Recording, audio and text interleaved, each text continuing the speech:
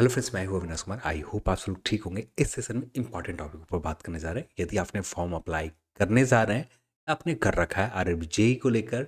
RRB LP की vacancies को लेकर, या RRB NTPC graduate level, under graduate level, या अप्लाई करने जा रहे हैं, तो ये वीडियो आपके लिए इंपॉर्टेंट हो जाता है उन एग्जामों के लिए जिसमें दो एग्जाम, CBT 1 और CBT 2,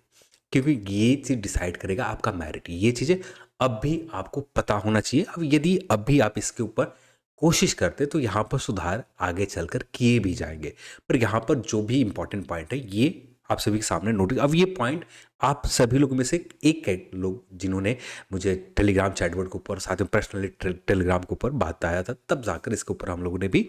क्योंकि मैंने नोटिफिकेशन एडवर्टाइजमेंट अब जाकर पढ़ा हूँ, तब जाकर ये चीज़ क्लियर समझ में आ रहा है। अब ये एडवर्टाइजमेंट आपको आरआरबी एलपी में मिलेंगे, जैसे यहाँ पर हम लोग पढ़ते हैं। तो स्टेज 1 क्या है? स्क्रीनिंग नेचर के एग्जाम होंगे, जो सिर्फ ये देखा जाएगा आप CBT 2 के लिए एलिजिबल हो या नहीं हो, बस इसके लिए CBT 1 लिए जा रहे हैं। पर यहाँ पर एक पॉइंट इंपॉर्टेंट हो जाता है। जब यहाँ से आप पढ़ना स्टार्ट करें, जो कैंडिडेट शॉर्ट लिस्टेड होंगे सेकेंड स्टेज के लिए, जो reservation benefit community PWD ex serviceman shall continue be consider only against the community all subsequent stage of recruitment process. यानी जिस स्टेज में, यानी सेकंड स्टेज में आपने शॉर्टलिस्टेड किस बेस के ऊपर हुए? स्टेज 1 के एग्जाम के ऊपर। अब ये यूज किया जाएगा shortlisting for candidate second stage as per merit. और जो शॉर्टलिस्टेड होंगे सेकंड स्टेज के लिए, और शॉर्टलिस्टेड सेकंड स्टेज जिस रिजर्वेशन बेनिफिट अब भी ले रखा है, यानी स्टेज CBT 1 में जिस रिजर्वेशन कैटेगरी में आप शॉर्टलिस्टेड होंगे, यदि आप ओबीसी में शॉर्टलिस्टेड होते हैं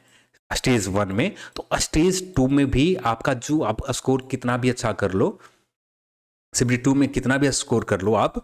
वहां पर भी आप ओबीसी में ही शॉर्ट लिस्टेड होगे, पर आपका जनरल में शॉर्ट लिस्टेड नहीं होगे। यदि आप कट ऑफ बॉर्डर पर रहते हो, तो उस कंडीशन में ओबीसी की सीट कम रहते हैं या ईडब्ल्यूएस कैटेगरी की सीट कम रहते हैं, उस कंडीशन में आप बाहर हो जाओगे। तो ये वीडियो मैं स्टार्टिंग में कहा बहुत इंपॉर्टेंट होने जा रहा है। अब ये चीज़ें आप एनटीपीसी का नोटिफिकेशन देखो, तो यहाँ पर भी सेम चीज़ मेंशन किया गया है। स्टेज 1 स्क्रीनिंग नेचर की बात कही जा रही है, पर जब बात आती है सेकंड स्टेज के मेरिट जो बनाए जाएंगे, फाइनल स्टेज के मेरिट बनाए जाएंगे, यहाँ पर ये देखा जाए candidate who shortlisted second stage जिस रिजर्वेशन बेनिफिट ले रखा है सेंट्रल लाइन नोटिस में, जैसे आप जिस कैटेगरी में ले रखा, कंसीडर अगेंस्ट ओबीसी एनसीएल एक serviceman all subsequent recruitment process. यानी यहाँ पर शॉर्टलिस्टेड किस स्टेज पर किया जा रहा है? फर्स्ट स्टेज के स्कोर पर किया जा रहा है, यूज किया जाएगा सेकेंड स्टेज शॉर्ट लिस्टेड के लिए। और साथ में कैंडिडेट जो शॉर्ट लिस्टेड होंगे सेकेंड स्टेज के लिए अवेलेबल होंगे, जो रिजर्वेशन बेनिफिट लेकर सेकेंड स्टेज में अवेलेबल होंगे, यानी सेकेंड स्टेज शॉर्ट लिस्टेड करेंगे, वही शॉर्ट लिस्टेड स्टेज आपको फाइनल मेरिट लिस्ट में आपका रहेगा। अब ये चीजें आप देखना चाहो तो 2019 एनटीपीसी के वैकेंसीज में जहां पर कॉरिजेंडम ला दिए गए थे, ये कॉरिजेंडम शायद 28 फरवरी 2019 के लायक, 28 फरवरी 2019 ये तो नोटिफिकेशन नंबर है, हाँ 25 मार्च 2022 को लाए गए थे। और ये कॉरिजेंडम नंबर के पॉइंट नंबर 1 आप पढ़ो, पॉइंट नंबर 1 में पढ़ते हो सेम क्राइटेरिया जो यहाँ पर आपको मेंशन आ रहा है, यहाँ पर ये जो मेंशन है, या जेई के नोटिफिकेशन में ये मेंशन है, या एएलपी के नोटिफिकेशन में ये जो मेंशन है, सब कुछ सेम है। पर यहाँ पर आगे चलकर जब कॉरिजेंडम लाया गया तो वहां पर ये बदलाव कर दिए गए थे। यहाँ पर जो कर दिए गए कि second stage shall be done 10 time result जो दिए गए हैं उसे इंक्रीज डिक्रीज किया जाएगा आगे आने वाले समय में। CBT 2 के एग्जाम में कहा गया। फिर second stage will be based on merit, तो मेरिट का बेस कौन सा होगा? सेकंड स्टेज बेस होगा। और कैंडिडेट जो फर्स्ट स्टेज CBT में shortlist CBT the shortlist of a skill test such a computer based aptitude test, या आप सीबेट के लिए शॉर्टलिस्ट होते हैं 8 टाइम शॉर्टलिस्टेड किया जाएगा। और railway based on the merit second stage के कैंडिडेट के अकॉर्डिंग, सेकंड स्टेज में जो आप एग्जाम दे रहे हो, CBT एग्जाम दे रहे हो, उसके अकॉर्डिंग मेरिट बनाई जाएगी। आप सेकंड स्टेज में जिस कैटेगरी में आप क्वालिफाई करते हो, यानी आप सेकंड स्टेज के ईआर में ईडब्ल्यूएस में क्वालिफाई करते हो, ईडब्ल्यूएस में क्वालिफाई करते हो तो ईडब्ल्यूएस ही रहेगा। यदि आप सेकंड स्टेज में जनरल में क्वालिफाई कर जाते हो, जनरल का स्कोर मार्क्स है, और CBT 1 में आपने क्लियर किया ईडब्ल्यूएस से, ईडब्ल्यूएस आपका जनरल में तक का स्कोर पहुंच रहा, तो आपका यहां पर मेरिट लिस्ट बनेंगे जनरल कैटेगरी में। तो ये इंपॉर्टेंट हो जाता, ये बताना नोटिस करवाना इसलिए जरूरी था कि आप अभी यदि यहाँ से काम करना स्टार्ट करोगे, आप आरआरबी को मेल करना स्टार्ट करोगे, आरआरबी को ट्विटर के ऊपर जाकर ट्रेंड कुछ इस तरह का नोटिस, जो सिंगल छोटे छोटे आरआरबी जोनल है बस उनको टैग करना, ना ही आपको पूरे रेलवे मिनिस्ट्री को टैग नहीं करना, क्योंकि रेलवे मिनिस्ट्री यहाँ पर हाँ टैग नाम मेंशन कर सकते हो, ये इंपॉर्टेंट हो जाएगा, पर यहाँ पर मेंशन करना ज़रूरी है, पर मेन फोकस करना है आपको आरआरबी जोनल रेलवेज के पास, वहां पर ये बात आप पहुंचाते हो तो आने वाले समय में जिस तरह से आरआरबी एनटीपीसी 2019 में बदल दिए गए थे, यहाँ पर स्टेज 1 में जिस कैटेगरी में पास हो रहे हैं वैसी वही कैटेगरी आपको मेंशन किया जाएगा, स्टेज 2 के लिए मेरिट लिस्ट के लिए मेंशन किया जाएगा। यदि आप इससे एक ड्रॉबैक क्यों हो जाता है कि आप सीबीटी 1 एग्जाम क्वालिफाई करते हो तो अपने कैटेगरी में ओबीसी में क्वालिफाई करते हो, या एससी में क्वालिफाई करते हो, या ईडब्ल्यूएस में क्वालिफाई करते हो, या एसटी में क्वालिफाई करते हो, पर सीबीटी 2 की जब बात आती है वहां पर आप सीबीटी 1 में ये आप क्वालिफाई कर लिया, और सीबीटी 2 की बात आती है वहां पर आपने बहुत अच्छा मेहनत किया, जनरल कट ऑफ पार कर रहे हो, यूआर कैटेगरी कट ऑफ पार कर जा रहे हो, फिर भी आपका यूआर में सीट नहीं दिया जाएगा। जो भी आपका कैटेगरी के लिए ओबीसी के लिए 10 सीट है तो आपको सिर्फ ये 10 ही सीट के ऊपर फाइट करना है, ये एक तरह से लॉक कर दिया जाता है, लॉक कर दिया जाता है, जिससे ये होता है कि आपकी कैटेगरी का ओबीसी, एससी, ईडब्ल्यूएस, एसटी इनके कट ऑफ हाई चले जाते हैं, हाई होना स्टार्ट हो जाते हैं। यदि आप जनरल की कट ऑफ वहां पर देखें,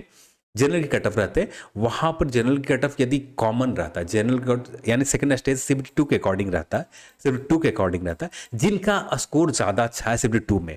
वे आ जाएंगे जनरल में। आप ओबीसी वाले भी कैंडिडेट आ जाएंगे, ईडब्ल्यूएस वाले भी आ जाएंगे, ईडब्ल्यूएस एससी वाले भी आ जाएंगे जिनके स्कोर अच्छे हैं, बहुत अच्छे हैं, जनरल कैटेगरी के क्वालिफाई कर रहे हैं, ये आ जाएंगे इसमें। पर जिससे ये जो इस कैटेगरी में आ रहे हैं,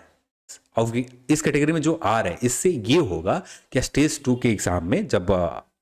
आपका मेरिट बनेगा तो यहाँ पर जो आपका कैटेगरी है ओबीसी, ईडब्ल्यूएस, वहां पर थोड़ा सा चांसेस ज़्यादा रहेंगे, कट ऑफ नीचे जाने का, कम होने का चांसेस ज़्यादा रहेगा। तो यहाँ पर ये चीज़ आप काफ़ी लोग में से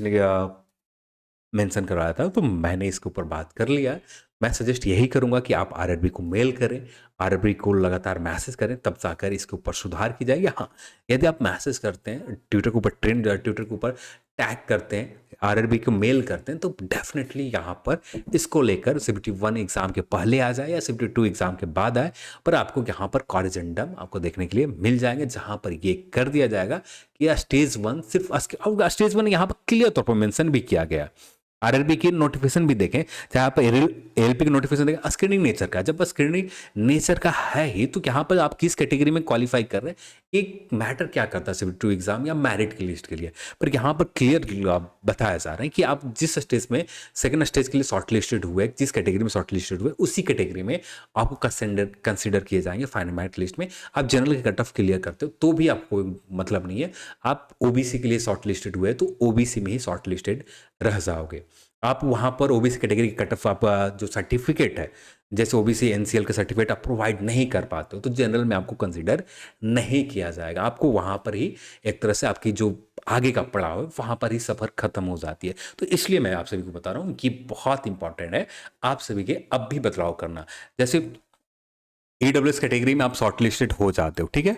आपका स्कोर जनरल के लिए है, मान लेते किसी भी तरीके से आपका ईडब्ल्यूएस सर्टिफिकेट सही नहीं बना या ईडब्ल्यूएस सर्टिफिकेट आपने बना नहीं रखा, सिर्फ ऐसे ही सर्टिफिकेट नंबर पुराने डाल दिए, जो सर्टिफिकेट आपका एलिजिबल वहां पर रिजेक्ट कर दिया जाता है रेलवे के डॉक्यूमेंट वेरिफिकेशन में। आपका स्कोर तो है जनरल क्वालिफाई करने के लिए, पर इस जो नोटिफिकेशन में मेंशन किया गया, ये जो अब भी रूल है, इस रूल के अकॉर्डिंग आप जनरल में शॉर्ट लिस्टेड नहीं होगे। तो ये मैं कहना चाहता हूँ। चलिए, उम्मीद करता हूँ कि आप सभी को समझ में आ गए होंगे, और मैं ये भी उम्मीद करता हूँ कि आप सभी लोग आरआरबी को, सेपरेट आरआरबी को, आप अपने अपने जिस आरआरबी में आपने फॉर्म अप्लाई कर रखा है उस आरआरबी में आप एक मेल जरूर करें, जिससे इस चीज़ को सुधार लें, और ट्विटर के ऊपर भी जाकर अपने अपने आरआरबी को एक बार मेंशन जरूर करें, जिससे इसमें बदलाव किया जाए, इसके लेकर कॉरिजेंडम आए, आने वाले समय में यहाँ पर बदलाव हो जाते हैं तो स्टेज 2 के अकॉर्डिंग आपका मेरिट लिस्ट बनेगा जो आप सभी के फेवर में रहेगा। जब भी जो क्राइटेरिया है, इस क्राइटेरिया के अकॉर्डिंग आप एक तरह से बस किसी भी तरीके से आप अपने डॉक्यूमेंट प्रोवाइड नहीं कर पाते हो, आप अपने कट ऑफ के जो कट ऑफ जनरल कैटेगरी में क्वालिफाई कर जाते हो, आपके डॉक्यूमेंट रिजेक्ट कर दिए जाते हैं आपकी कैटेगरी के, चाहे आपका डेट की वजह से जो टाइम लाइन दिए गए थे रेलवे क्राइटेरिया अकॉर्डिंग, उस क्राइटेरिया अकॉर्डिंग आपका सर्टिफिकेट नहीं होता, तो उस कंडीशन में आपके पास जनरल का सीट एक ऑप्शन रहते हैं कि हाँ, हमने जनरल कट ऑफ क्लियर कर रहे हैं, उस कंडीशन में जनरल में आप शॉर्टलिस्ट हो सकते हो। इसलिए मैं आप सभी को ये चीज़ें स्पेशली बता रहा हूँ कि आप एक बार मेल जरूर करें। चलिए आज के इस वीडियो में इतना ही, और इस वीडियो को देखने के लिए आप सभी को बहुत बहुत धन्यवाद। जय हिंद।